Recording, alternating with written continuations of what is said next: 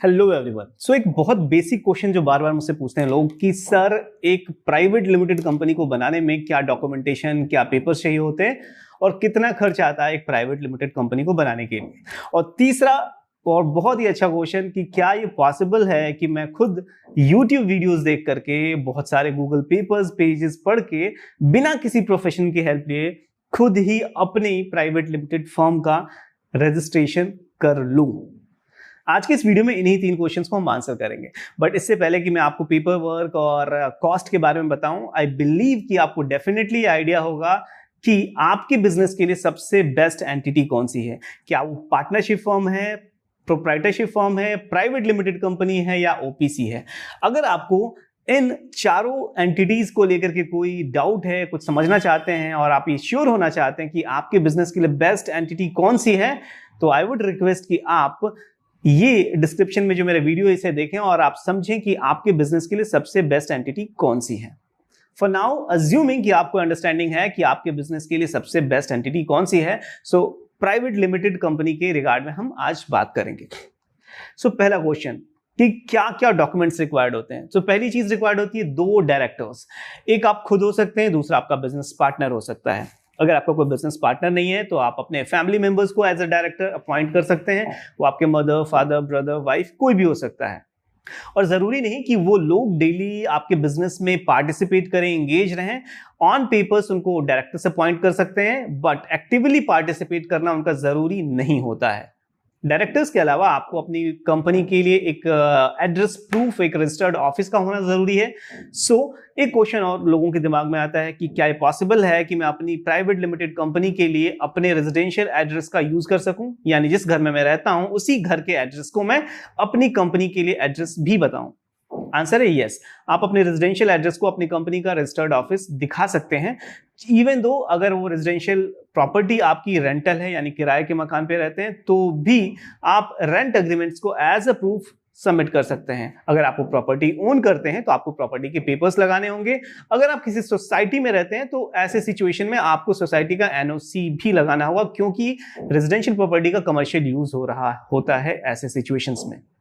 तीसरी चीज basic KYC चाहिए होते हैं। जो डायरेक्टर्स हैं उनका बेसिक केवाईसी में आपको उनका Aadhaar card, PAN card, photograph, signatures etcetera, I believe ये डेफिनेटली आपके पास होगा। तो चलिए पेपर वर्क्स की बात खत्म करके अब आते हैं हम कॉस्ट पे कि कितनी लागत, कितना खर्च आता है प्राइवेट लिमिटेड कंपनी को ओपन करने के लिए, रजिस्टर करने के लिए।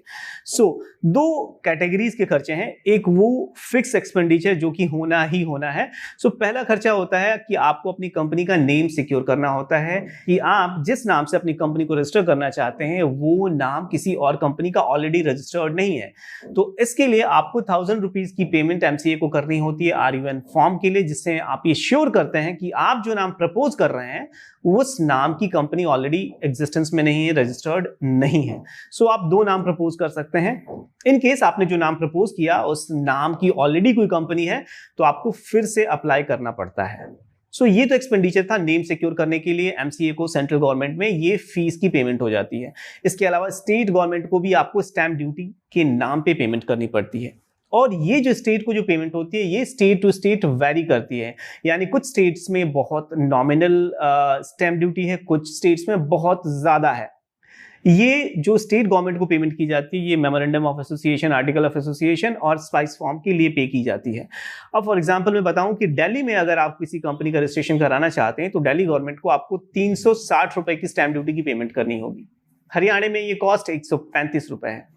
एक इंटरेस्टिंग फैक्ट बताता हूं कि इंडिया में सबसे सस्ता प्लेस जहां पे आप कंपनी ओपन कर सकते हैं वो है Dadra and Nagar Haveli. 41 rupees, yes exactly 41 rupees आपको पे करनी होगी स्टेट गवर्नमेंट को स्टैंप ड्यूटी के नाम पे। On the other hand India में सबसे महंगा प्लेस जहां आपको सबसे ज्यादा पेमेंट करनी पड़ेगी रजिस्ट्रेशन कराने के लिए अपने कंपनी का, वो है पंजाब। 10,025 रुपए की पेमेंट करनी होती है स्टेट गवर्नमेंट को कंपनी रजिस्ट्रेशन के लिए। सो इन 2 खर्चों के बाद में तीसरा खर्चा है पैन और टैन का। बहुत ही नॉमिनल एक्सपेंडिचर होगा। पैन के लिए 65 रुपीज और टैन के लिए 65 रुपीज, टोटल 130 रुपए की पेमेंट करनी होगी आपको इन दोनों फॉर्म्स के लिए, दोनों टैन और पैन के लिए। अब बात कर लेते हैं चौथे एक्सपेंडिचर की, जिसे कहा जाता है DSC, डिजिटल सिग्नेचर। यानी जो डायरेक्टर्स आप अपॉइंट हो रहे हैं उन डायरेक्टर्स का डिजिटल सिग्नेचर होना जरूरी है। ये डिजिटल सिग्नेचर्स आप मार्केट से बाय कर सकते हैं। मार्केट में ये आपको 800 से 1000 के बीच में मिल जाती है। Keeping the expenditure on the higher side, assuming कि आपने ये क्लास 3 डिजिटल सिग्नेचर्स 1000 रुपीज में बाय करते हैं तो 2000 की और एक्सपेंडिचर आपको होगे डिजिटल सिग्नेचर्स के लिए। सो ये वो फिक्स्ड कॉस्ट होगी जो कि होनी ही होनी है। इसके अलावा आपको प्रोफेशनल फी पे करना पड़ेगा। ये प्रोफेशनल फी वैरी करते हैं प्रोफेशनल टू प्रोफेशनल। कुछ प्रोफेशनल्स की सर्विस फी कम होती है, कुछ प्रोफेशनल्स की ज्यादा सर्विस फी होती है। डिपेंड करता है कि किस तरीके का सर्विस आपका वो प्रोफेशनल प्रोवाइड करा रहा है। बट अगर मैं आपको एक रफ आइडिया दूं कि एक कंपनी को स्टार्ट करने में कितना खर्च आता है, सो 8 से 15,000 के बीच में वो कॉस्ट पड़ती है एक प्राइवेट लिमिटेड कंपनी को रजिस्टर करने में। इसमें वो स्टेट और सेंट्रल के चार्जेस भी इंक्लूड हो जाते हैं और प्रोफेशनल की फीस भी इंक्लूड हो जाती है।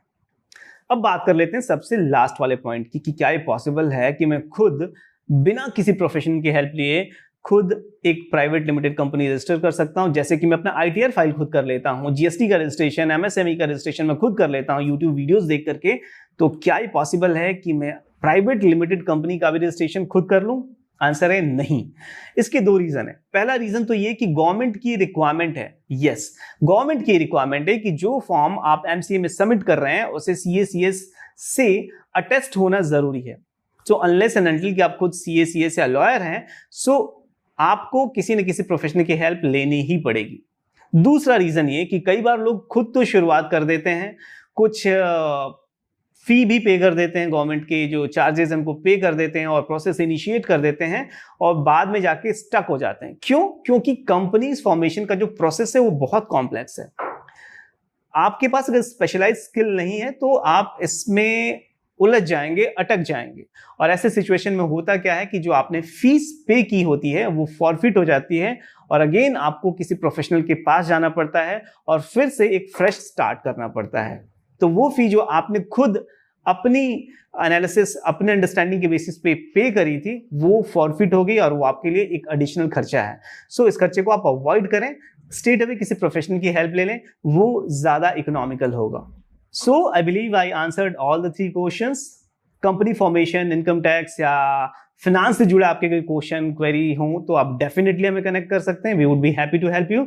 Our contact details are available in the description. And yes, अगर आप चैनल पे नए हैं तो do subscribe our channel, because हमारे चैनल पे आपको फिनांस वेल्थ से जुड़े फाइनेंशियल अपडेट्स मिलती हैं। आप अपने आप को एडुकेटेड, अवेयर रख सकते हैं। तो जब तक हम किसी और नए वीडियो के साथ आते हैं तब तक आप यूं ही कमाते रहें, बचाते रहें और हमेशा की तरह मुस्कुराते रहें। Thank you.